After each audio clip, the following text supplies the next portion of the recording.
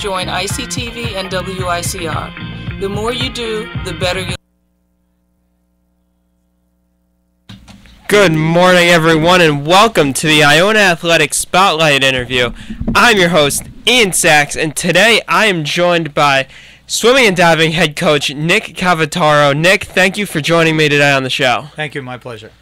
And Nick, you are the longest tenured head coach here at Iona. Been coaching here over 30 years.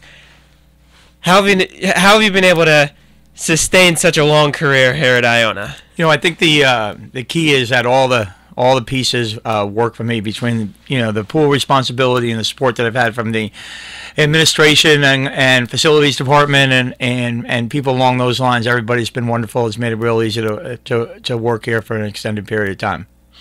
And now you've being here over 30 years.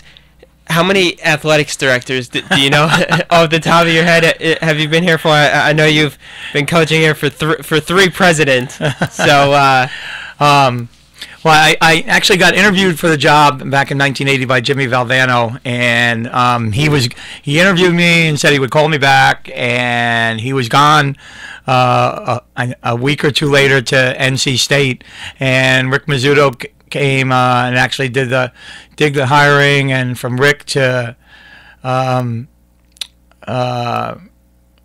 Richie Pescioni, and then I think Sean Brennan was in there, and as you lose track, but we're excited about Rick Cole now. He's really brought a lot of energy to the department. And would you say that there was any specific season or time period that you really look at as, say, the pinnacle of really your time here at Iona? Well, I mean, the late 80s, we had a 4-year stretch where we won, a 5-year stretch where we won 4 titles in 5 years in the old Metropolitan Collegiate Swim Conference, which was kind of a precursor to the MAC. And then I think in 1980 or 1992-93 season, we won a MAC championship when we hosted the meet here, which was really pretty exciting. From that time, the MAC has had a variety of different teams and forms. We've had a couple of runs where we've been top 3. We haven't won a title since then, but the additions of Ryder in particular, Canisius, Niagara, Bryant now, the league is really approached full mid-major status, and it's at the point where they're going to have some sooner or later we're going to have a swimmer make an NCAA cut. Now you did have a first time in 2012, Jamie Masner being the first Iona swimmer to achieve an NCAA qualification. Just what went into her school record 1,000 breaststroke race at the MAC championship?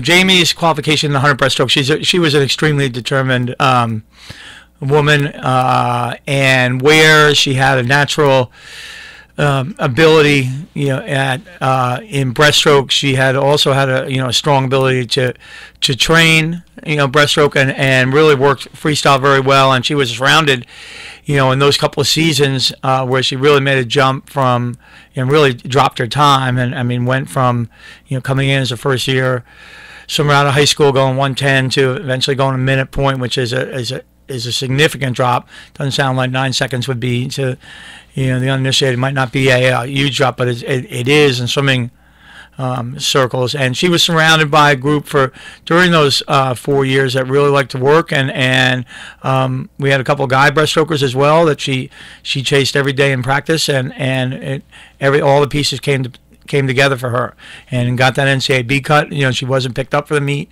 because of tight participant standards, but she achieved the time, and that was a first for us.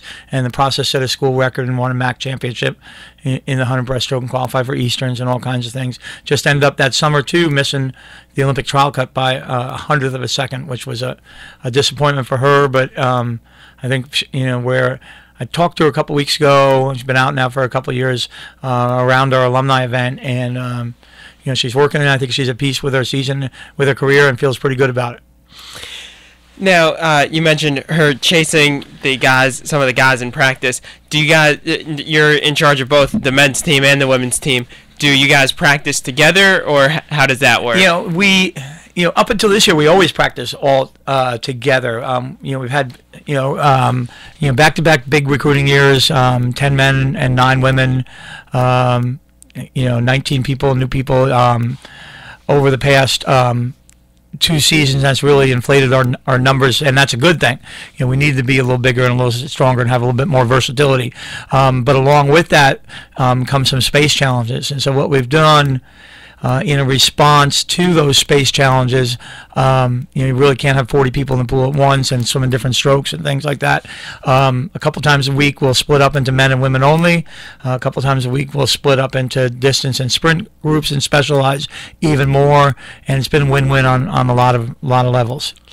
So would you say, I guess both ways have their advantage, but do you look at it better this way, where you can split up and be more specific when you have a different groups practicing at different times, or do you think it's better having the whole team together? Well, I think if even when we had an entire 32, 34 kids in the water at once, we would still break up into lanes and specialize. So it's definitely better now, just because there's more space, and there'll be days and sessions where we'll have 2 or 3 people in the water in a lane and we're really allowed to, really able to concentrate on those kids a little bit closer than if all of a sudden there were 5 or 6 kids in a lane training and a bigger pool. So it's been an advantage, and I think we've seen some strong performances already. And we've had a handful of kids already go lifetime best, and even more gone kind of in season best, and that's how you start to measure about how your season's going to finish up.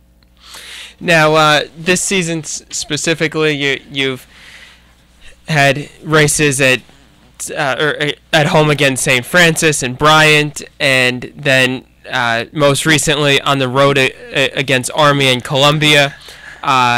Just walk us through what the team has been doing in these races and what progress you've seen from your swimmers. Well, right now we're the season starts out, and when you have a large roster like we do, and kind of the way swimming in the MAC goes, and most conferences, whether it's the ACC or the Big Ten or things like that, everything you do in season preps for your championship meet or your conference championships, which will be in February in Buffalo, and you try to find places on the map, if you will, to judge progress, to determine how you're going to fill out your roster in different events. And we started off the season up at Boston College at their invite, and had all or nearly all of our 40 swimmers participate in a mini championship format over 2 days, as opposed to the 4-day championship format. So in a variety of events, and that went well. Kids get excited to go to BC and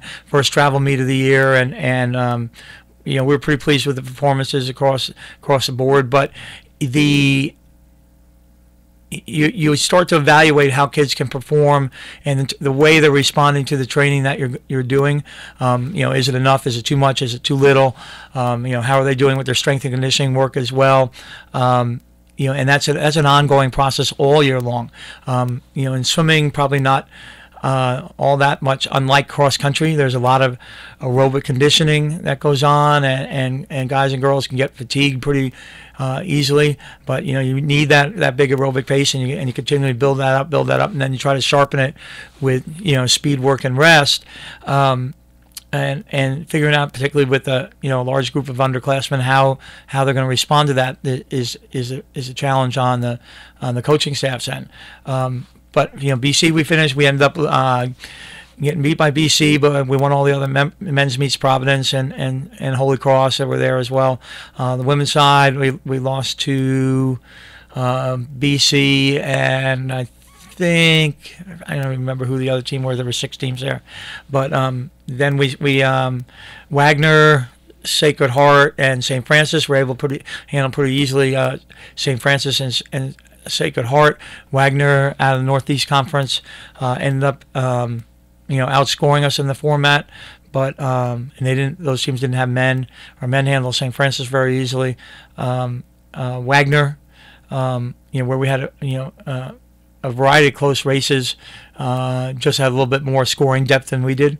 From there, we went to we swam Bryan at home, and Bryan, another Northeast 10 team. Northeast is pretty strong, and again, very similar meet to Wagner in the sense that they had a little bit more scoring depth. They were able to match them head to head in a few spots, but not in a 16-event format, not up and down the line. But we saw some improvement, some development, particularly out of a freshman, Elizabeth Kazmarek, who ended up going 3 individual swims. I think 100 free, 200 free, and 500 free, posted in-season best times and times that would rank us in the top 10 of Iona swimming. And we're real pleased with the development that she's shown already. She's responded very well to the kind of work that we're doing, and we expect some big things out of her. The men, Bryan is in the MAC as an affiliate member in the championship meet, and they were 1 spot ahead of us last year in the championship meet, where we were in the men's side, where we were 6th and they were 5th. So that's certainly something that we have our eyes on. The meet went back and forth in terms of events and placing. They might take first, and we go 2-3. We might go first, and they were going, 2-3-4. Came down the last reel, and they just had a little bit too much there at the end. This past week, Fast Friday, we went up to West Point, and we swam Army and Columbia. 2 bigger and stronger teams than we are right now. I think the experience was good. The challenge was good. I mean, we're seeing some of the highest level of competition in the East, and obviously Columbia in the Ivy League has got a historic reputation of being strong, as does Army. I'd be hesitant to say they're out of our league. It's certainly where we want to be. We have a handful of kids that can compete at that level. They were challenged in every race, in every spot, and Army and Columbia came out ahead of us by a bunch. But that's where we want to be. We're going to see that level of competition at our conference meet, and that's we just got to continue to work hard, and I think we are doing that. It'll be fun tomorrow. Manhattan College, where I went to school as an undergrad, and they're in the conference as well. And I think kind of looking at times up and down the line, you can see some races and identify some things and people that'll be with bang finishes there. So. Ian Sachs here on the Iona Athletic Spotlight, joined today by swimming and diving head coach Nick Cavataro. Nick, you brought it up. I was about to bring it up. You going up against Manhattan tomorrow, your alma mater. What special feelings do you have in this meet, and do you have a little extra motivation to defeat your alma mater? Well, we've had a long history of swimming Manhattan College, and the coach that I swam for, a guy named Jack Carey, I think retired in the late '80s, and it was always fun going up against them. We've been ahead of them pretty consistently, in my tenure here. They did beat us. I think 2 or 3 years ago, at their home pool. They rested a bit for us, caught us a little bit off balance, and but since then we've been able to rebound nicely, and the fact that they're a MAC school is more important to us, and they're a team that we need to finish ahead of. Hopefully we will finish ahead of them, regardless if I went there or not. I mean. Same way we went after Bryan, and want to make sure we go after an attack, and it's not that it's personal. It's just it's a team in the league, and you don't want to lose somebody in the league. The fact that I went there is fine. I don't even know the guys or girls on our team realize that's where I went. So it's completely different people and personnel, and as you said, if you do this for 30, 40 years, coming up the players and the coaches and things have all changed over a couple different times. So and they don't have a campus pool. They train at Riverdale Country Day, so it's not even like I go back to campus ever. So we'll see what happens. I think we'll be okay. Now, to be successful in tomorrow's meet, what do you feel that your team has to do? we talk about race opportunities all the time with a big team and with a variety of events, and continuing to try and attempt to focus in on what our championship events are.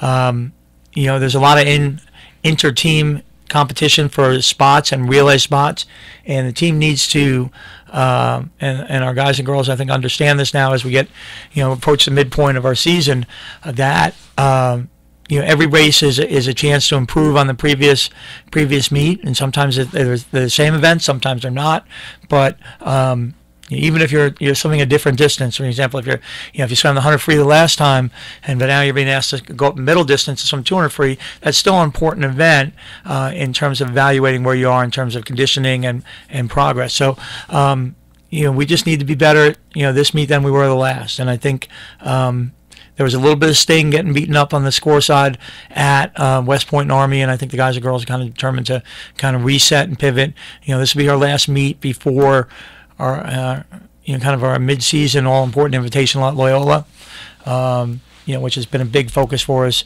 traditionally, really for the past 6-8 years, as it is kind of mid-season invitationals where you kind of rest before exams, and hopefully put up some of your fastest times. So this is our last chance to kind of solidify some relay spots, and I think we're going to see a group of determined guys and girls both on the men's and women's side, as well as our divers. Coach, that's all the time we have today. Thank you so much for coming on the show. Good luck tomorrow against Manhattan. That's here at the Heinz Athletic Center at the pool at 1 p.m. The swimming and diving teams will be taking on local rival Manhattan. Coach, thank you for joining me today on the show, and good luck tomorrow. Thank you. Iona College's highly accredited graduate programs empower students to earn degrees that